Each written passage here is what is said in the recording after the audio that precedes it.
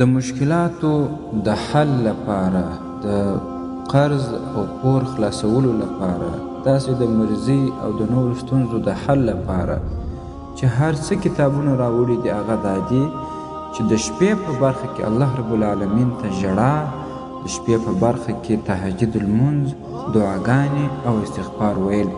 دا د انسان ستونزې، مشکلات، پورونه، قرضونه، مرضي دا خلاصوي. امام موسی ابن عیسی الموصلي رحمه الله وایي چې زه وخت ډېر زیات قرضداری سوم، پورونه راباندې ډېر سوه. نو امام بشر ابن الحارث رحمه الله ته رالم او هغه ته مې وویل چې قرضونه مې بیخي زیات سوي، مشکلات مې ډېر سوي.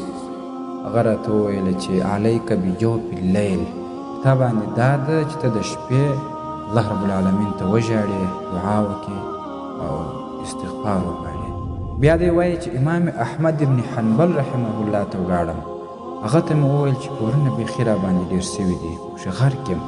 وایي هغه راته وویله چې علیک بالسحر، پر تا باندې دا لازمه ده چې د سهار په وخت کې، د سهار د اذان څخه مخکې وخته وایي چې په دې وخت کې دعا وغواړې او استغفار ووایې او تهجد المنځ وکړې.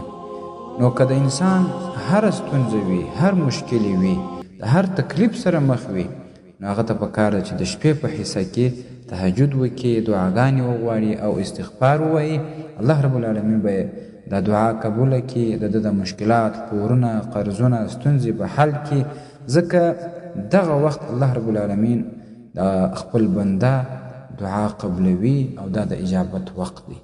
درنو اوریدونکو، تاسو د مفتي حکیم الله صابر الحنفي صاحب و اصلاحي بیان ته غوږ واست چې د معارف الاسلام ادارې لخوا نشر سو.